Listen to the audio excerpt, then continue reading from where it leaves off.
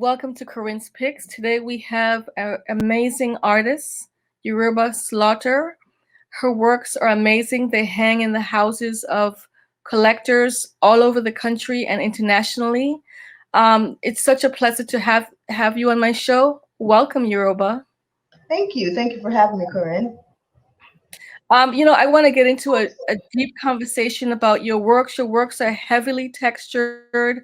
They really reflect an inner world that you have. And just so that the conversation really makes sense, I want to play a short clip of some of your works, some of the surfaces of your work, so that people can really identify with our conversation. So let's go to that, and then let's get into it. Okay. So I want to ask you, I guess the first question, your work is so compelling. Tell us a little bit about, what is your work about and what are you trying to achieve with your works? Actually, I think my work involves a lot of emotion, a lot of feeling, a lot of release. Um, I think when I'm creating, I like to provoke thought. So hence the titles that go along with the paintings after they're complete and I name them. So I really like to provoke thought in my paint with my paintings. And thought, what are the paintings actually about? What are you, how would you describe your paintings? Um, I would say that my work is transparent. And I say transparent because the creation can be from whatever I could be feeling for that day. It's just they're just full of emotions and just thoughts and stuff like that. I think with abstract art, it captures or your understanding of it is different than what my understanding could be. Whereas I could have poured a lot of happiness or sadness into a painting, and when you look at the painting, you could see something totally different.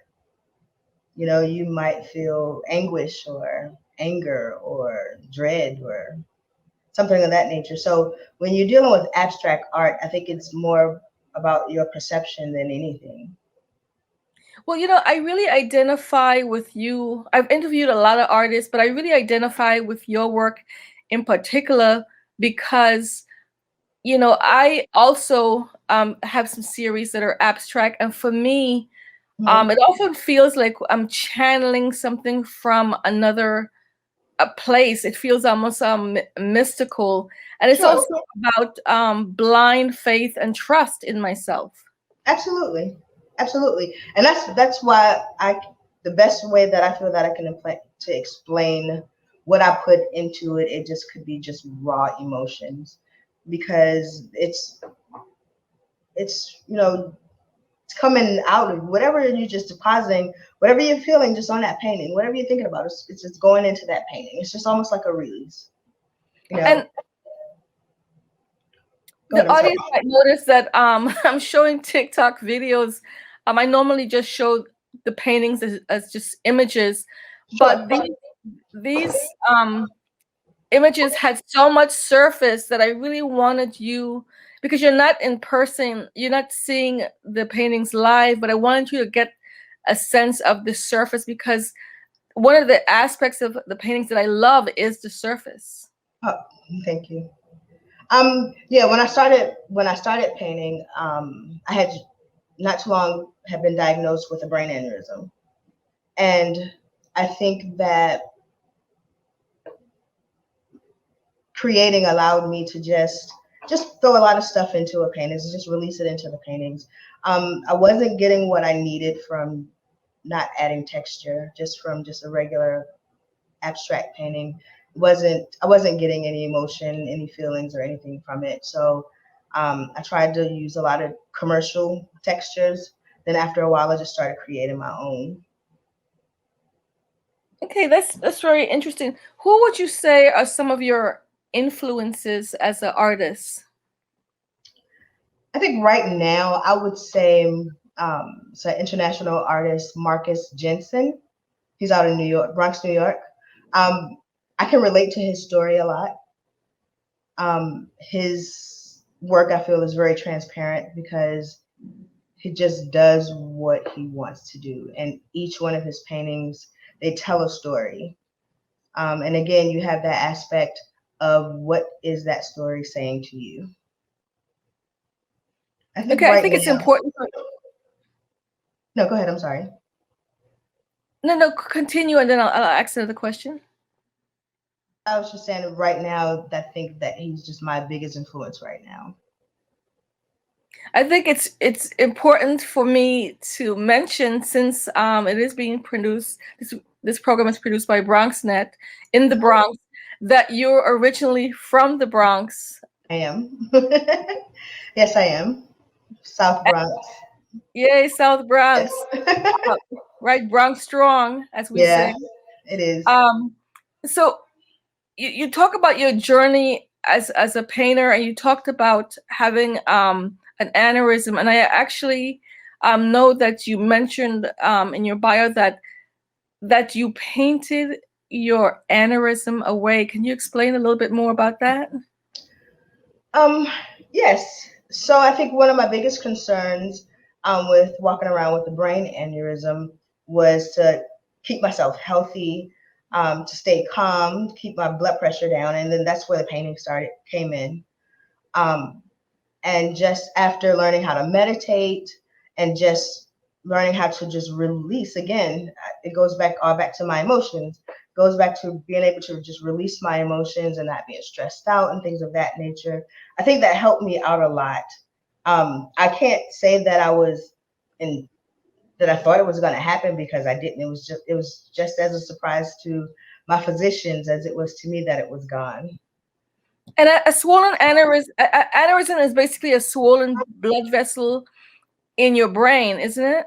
Yes. Hmm. And so you basically decreased the size of that blood vessel by, I guess, just internal kind of a calming of yourself internally. Absolutely. Yes. Okay, so um, as a person who grew up in the Bronx, were you painting when you were living in the Bronx, or is that something you did later in life? I actually started painting. I wasn't living in the Bronx then. I was living in Atlanta. And I started painting when my children were very, very young, but I didn't want to start anything different. So I just wanted to stay engrossed in my family, raise my family, send them off to college, and then I started back. And the series of work you're doing now, was your earlier works, is this a specific series, the textured pieces, or did you start off doing figurative work, or folk art, or other kinds of art, or basically, is this what you've always done? I've always done abstract art, but it wasn't textured. Okay, okay. Yeah, And basically, where have like I've told the audience, your work is heavily collected and hangs in, prominent collections throughout the countries, and collectors' homes. But sure. where are some of the places where people can, some of the exhibits you have, and where can people see your work? I have a art show coming up in Atlanta in July.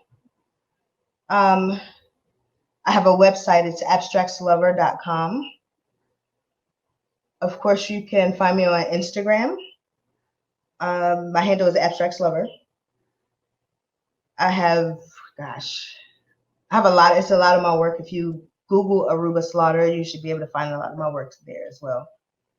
Okay, I think we might have an image of you standing in your art gallery, in one of your art exhibits, because I want to show people the size of your works. Yes. So what are the general, like, how big do you usually paint? Well, these two behind me are 60 by 48s. So I think the smallest I'll go right now is a 36 by 36. So I go from 36 by 36 all the way up. And one of the biggest issues that I have as a painter, and during the pandemic, it's been impossible for me to work. Mhm. Where do you work? And because I know if you're working large, you need a lot of space, and Yes. especially even in terms of using the materials. How are you doing um, I I live in a loft, and I use half of my living room area to paint. this? Um, Okay. I prefer to live in my work area because I paint all the time. How do you what is your process in terms of painting? Like for me, it's Hmm. pretty fluid. Like I'll start a painting, and I know people. I have friends who will spend months and months and months working on a single piece of work, but Okay. for me, it's a single like process from start to end where I feel like I'm taking over, and I just know when it's finished. And usually, all the information is being translated all at once, and when it's done, it's done. But it's not something that I seldom even like work on a single painting for like weeks and weeks at a time. Well, I think my process may be a little different. I initially start off with priming my canvas, and then I'll add different colors to that. And then I'll texture the canvas, and then I'll let my texture dry, and then I'll start painting it. So it's a relatively long process for me. Sometimes I can get up to a point where I've done all those steps and I've painted it, and I'm not quite sure if I'm done with it yet. So I might hang it on the wall or prop it up against the wall and just look at it for a while. Could be a couple of weeks, could be a month. So it's a lengthy process for me. And what is the drying time in terms of the surfaces? The texture takes the longest, so I usually allow that to dry up probably about 24 hours. Okay. And what are some of the things that you've experimented on with in terms of applying it to canvas? I know that I there was a while. I guess I use like sand, joint compound. I mean, I've used Elmer's glue. I've used anything I could to Yeah. build a surface. So I have a little concoction that I create. Like I said, I tried a lot of the commercial textures, and I just didn't like how they dried. Um, Right, I right, could it wouldn't they wouldn't build heavy enough for me. right. And then it wouldn't accept the paint like I wanted it to. So I just tried a lot of different things, and then I started mixing myself. I've used baby powder, I've used Elmer's glue and stuff like that as well. But I just have a little secret concoction that I mix. Okay. So we'll get a little bit more into maybe where you're going with your art after this commercial break. Okay. With coronavirus still spreading, people at higher risk must take extra precautions. You're at higher risk if you are over 65 or if you have any serious underlying medical conditions like heart disease, chronic lung disease, diabetes, or if your immune system is compromised for any reason. If you're at higher risk, wash your hands frequently with soap and water for 20 seconds. Avoid touching your face. Disinfect frequently touched objects. And wash up after being in public spaces. And when it comes to social situations, less is better. Stay 6 feet or 2 arm lengths away from other people. Better still, stay home if you can. If you're sick, please stay home and away from others. And if you think you've been exposed to the virus, call your healthcare provider before going to their office. In challenging times, the choices you make are critical. Please visit coronavirus.gov for more information. COVID-19 has changed how we show up and show out with our family. Now it's time to take the first step that lets us get back to talking smack with a side of mac and cheese. Before we can safely come together, we need the facts. As COVID-19 vaccines become available, you may have questions. Should I get it? Is it safe? Should I wait? It's smart to question. Now, get the facts at getvaccineanswers.org so you can make an informed decision when vaccines are available to you. Welcome back to Corinne's Picks. We have Uruba Slaughter. We're having a conversation about her works having to do with abstract paintings. Uruba, what is your current goals in terms of where your work is going? My current goals, of course, I would love to be an international artist. That's definitely a goal. But honestly, I think that I'm just trying to create a legacy for my family. I know artists, it takes a long time for them to become stable, great artists. I would love to just be able to create and just be a full-time artist. But in terms of like as we say, you go really deep in terms of creating a single abstract painting. It's a very intuitive process. It has to, I mean, it's almost like you do it blindly. What is your goal in terms of the work, the method of painting, in terms of just the craft itself? I think with as far as my process is concerned, I've spent quite a few years creating my process. Of course, it's always room for improvement, but I love my process now. I don't use paintbrushes to paint. So I have my way that I like it in order to get what I want to convey. So I think, go ahead. No, continue. I just have my process that it helps me convey my statement, or my voice. So I don't think I want to change my process too much. That was my initial concentration. My initial concentration was to find where my place as an artist. Before I did anything else, and I am very comfortable with where I am right now. Okay, so everything you've been wanting to do with your paintings, you feel like you're doing already in terms of size, in terms of materials, you feel like you're already there. Well, as far as size is concerned, of course, I'm going to continue to process to get larger. I don't want to work on small pieces any longer. So I do continue to just grow bigger and bigger as far as the sizes are concerned. I do that, but as far as my process of creating, I'm pretty happy with it. Okay. Black Lives Matter, the pandemic, George Floyd, even January 6th, the world is in such in such a place right now that it is really it's informing almost everything that we do. How has how have some of these things affected you? 2020, 2021. So it's actually had its pros and its cons, just to be honest. Of course, it's helped me to get a little bit more disciplined and to create more from being at home all the time. It's allowed me to learn a lot of different things as far as the business side of being an artist, but it's just as far as the bad is I had a lot of art shows set up for 2020.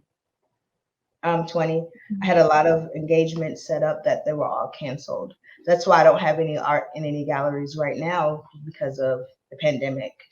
So like I said, it's had its pros and cons. But ultimately it has allowed me to create more. What about emotionally? I mean, I think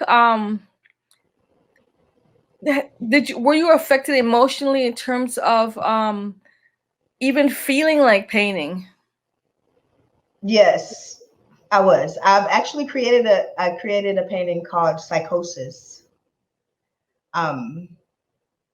during a pandemic. And yes, emotionally it keeps you, even now it's just it's draining. It's really draining. It's mentally draining. You know, you see not only myself, but you see other people around you that's going through the same thing. You know, um, and as artists, we have a close knit group of artists that we keep in contact with each other. We keep each other motivated. You know, we just keep telling each other, you know, it's not going to be like this forever. You know. Okay, so let's look at some more of your paintings. Maybe you can talk about each one as they come on screen. Sure. Okay, this is actually one of the most recent pieces. It's right now. It's untitled because literally just finished it. This is a 48 by 48 piece. Um, it has a lot of texture and a lot of color on it, and that mask is actually protrudes off of the canvas, and that took me a couple of months to complete. Okay, can we see the next one, please? This piece is called Facing the World with You. I actually created this during the pandemic as well. I like to consider this to be like a medium texture. I don't know, it's has a lot of different colors and stuff in there. I think this one is a 48 by 36. And I may have finished that in a month. This is a piece that I did for the History Museum. I donated a couple of paintings to the History Museum here in St. Louis. And it's a very small piece, so the texture is not as much, it's not as grand as the others.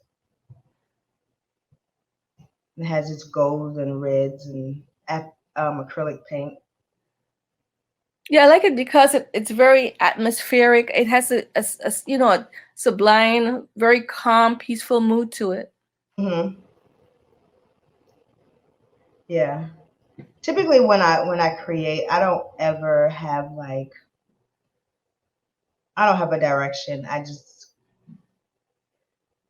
go and whatever happens, happen. I know that sounds weird, but I don't ever have a direction.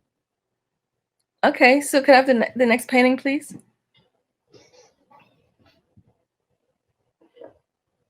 I think there's one more. That's the same one that we just looked at. Yeah. Okay. Okay, so maybe did we go through all the paintings? I think we went through all the Yeah, paintings. I Okay, think so. so um, what is your educational background in terms of studying art? I'm a self-taught artist. Okay, Self like many of the best painters I notice are of my favorite ones tend to Mhm. be self-taught Yeah. taught artists. Okay. So you said that you're part of a group of artists still communicate. How have you been? What has been the reaction in terms of your home state, in terms of the art scene during this pandemic? How have you been able to communicate with other artists or be in a community of artists during this pandemic? Actually, since the pandemic, I haven't been face to face with any artist. Everything has been via social media, texting back and forth, phone calls, things of that nature. I don't think that I really haven't heard of any art shows, anything other than anything virtual. Um, Okay. and I actually like engaging with people during an art show, so I opted not to do a virtual art show. Okay.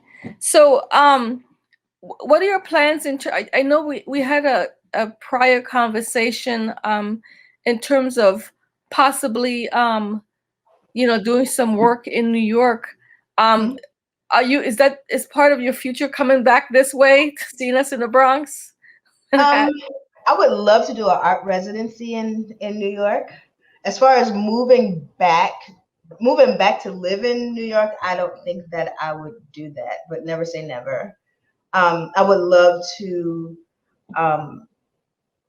have some work in some galleries in New York. I would just love that. I would be ecstatic if that ever happened.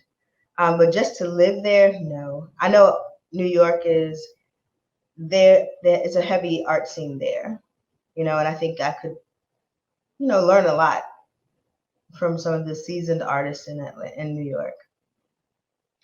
I have a question in terms of the economics of art, because I noticed that I have two brains in terms of art. Some things um, I paint for myself, and some things I paint based on the market because I know it's a trend or things will sell. Does does that ever come to mind with you um, in terms of what you paint or how you paint? When I first started back painting, I I would create work that I felt was affordable for everyone, or I would adjust my prices based on, when I had a show, depending on the demographics where the show was, I would adjust my prices. But now I don't. I just stay true to myself and true to my art. I don't change it. So Because it's even difficult for me to do an art call that has a theme to it because I don't paint like that. yeah, I used to paint. I used to sell my work in the village, Hmm. and I would sell mainly to European tourists, and that definitely informed what I was painting because I would when I was doing like if I was doing a lot of figurative things, I noticed they were looking for like American things that looked a little kind of more graffiti-ish or Basquiat-ish kind of things. So I would this is how I was making a living full time. So I definitely would have to adjust what I was doing to get it to sell that weekend. Also, there was a lot of designers in that area, so my abstract became bigger because they were looking for big abstracts. So definitely, um, my work has been from time to time. I've had to adjust my work, but we're running out of time, and we'll have to do this again, hopefully, in 2021. Thank you so much for being on Corinne's Picks. Thank you for having me, Corinne. And Uruba's contact information is on the bottom of the screen. Definitely check out her website. Thank you. Thank you.